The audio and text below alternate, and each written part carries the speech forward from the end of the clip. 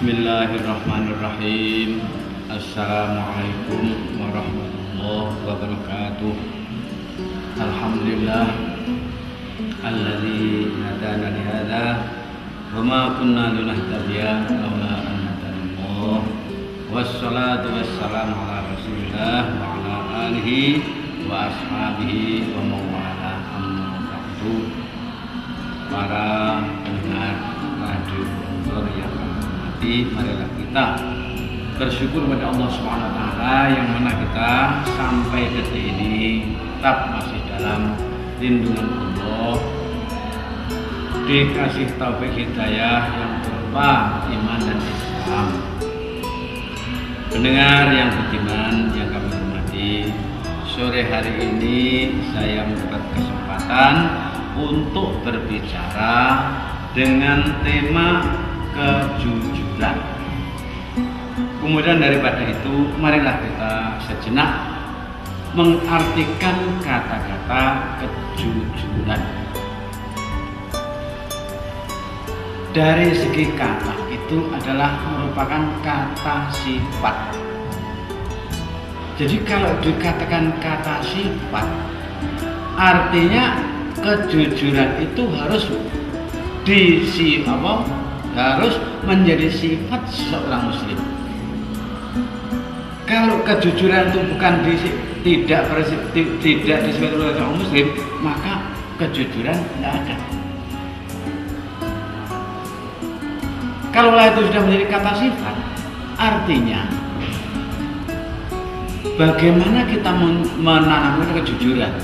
Kalau itu kata sifat, maka harus dimulai dari orang tua. Karena kata sifat ini adalah merupakan fitrah yang dimiliki oleh seseorang. Jadi seakan-akan kejujuran ini merupakan fitrah yang dimiliki oleh seseorang. Maka ada seorang pendidik mengatakan, ajar dengan sifat asli itu kuat yang mana?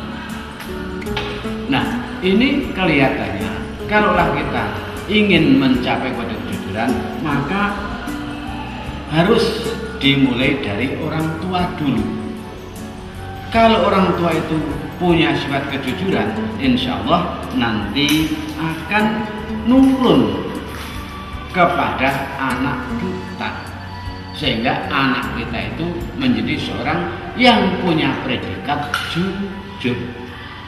Seperti yang kita ketahui sama-sama bahwasanya Abu Bakar Siddiq radhiyallahu anhu dikatakan as-siddiq karena kejujurannya.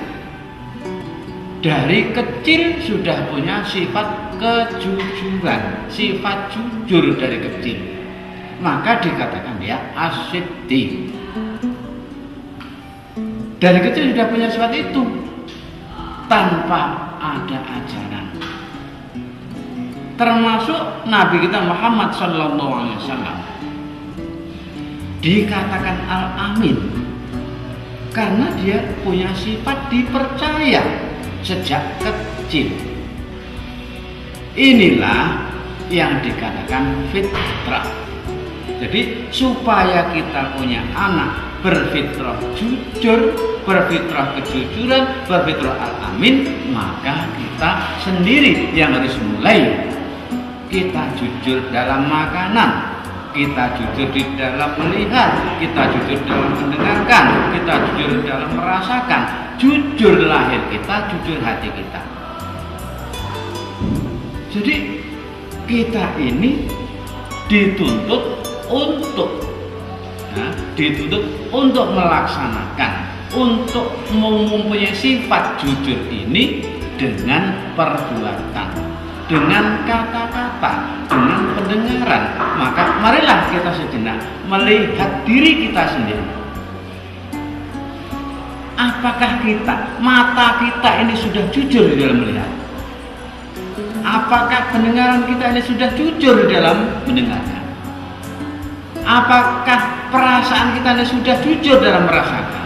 apakah hati kita ini sudah jujur di dalam batin dan lain sebagainya. Maka jujur ini harus, kalau sudah menjadi sifat, artinya sudah mendarah mendaging, menjadi sifat asli yang tidak bisa dirubah, karena itu sifat. Bagaikan pakaian, kalau dihilangkan bisa telanjang jelek. Maka seorang itu kalau punya sifat kejujuran, maka sifat adalah merupakan tabiat fitrah yang dari kecil. Maka mungkin saja memang bisa diajar seseorang itu punya sifat jujur. Namun kalau jujur itu hasil dari pengajaran, mungkin bisa jadi luntur, bisa jadi nanti kumat sewaktu-waktu. Maka seorang anak yang aslinya itu tidak jujur, maka kalau diajari jujur bisa, memang kita ajari jujur bisa. Namun itu nanti kadang-kadang bisa terjadi kalau dia ketemu sesuatu yang membuat dia tidak jujur, maka dia akan lengah, akan lupa akan kejujuran. Jadi kejujuran itu adalah merupakan sifat yang harus dimiliki oleh seseorang.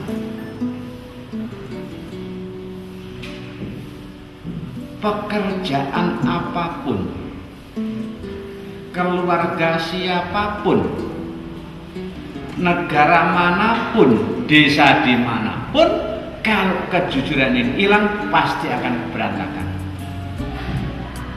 Partai apapun kalau tanpa kejujuran pasti akan hilang, akan berantakan, akan kocar-kacir. Maka kata-kata kejujuran ini sangat-sangat dalam sekali dan isinya sangat luas, yang harus dimiliki oleh individu, oleh masing-masing penduduk, masing-masing anggota daripada keluarga, daripada masyarakat, daripada negara itu. Nah, kalau jujur ini hilang dari sifat seseorang, maka dia akan hancur. Keluarga ada seorang saja yang tidak jujur, hancur. Antara ayah ibu tidak jujur satu, hancur, bisa jadi cerai. Antara anak dan anak tidak jujur satu, akan tengkar.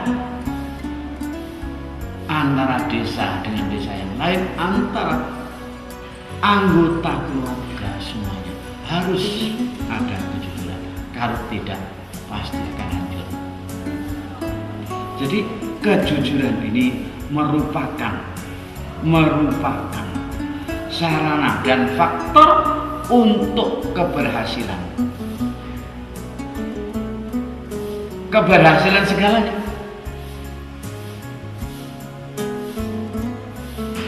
Dalam ujian tidak jujur, tekan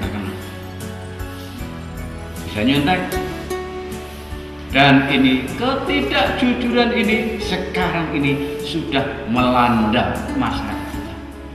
Naudzubillah, kepada anak didik kita, kepada anak-anak kita sendiri.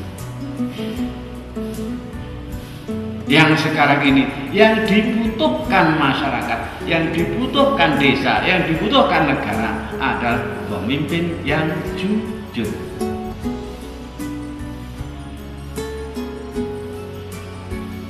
Guru yang jujur. Kalau dulu ada cerita seorang guru berangkatnya siang tapi pulangnya pagi. Nah, ini aneh nih kata-kata ini.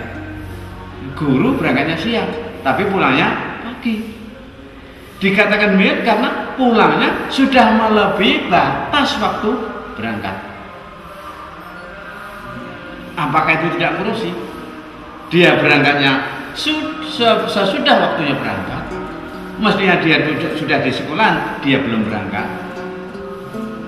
Kemudian pulangnya, sebelum pulang dia sudah pulang. Maka terjadi ketika itu ada kata-kata seorang guru berangkatnya siang, pulangnya pagi. Apakah ini seorang guru yang jujur? Nah, hal seperti ini pasti diketahui oleh anaknya, pasti dilihat oleh anak didiknya, dan bisa jadi ini ditiru oleh anak didiknya. Bahaya, bahaya.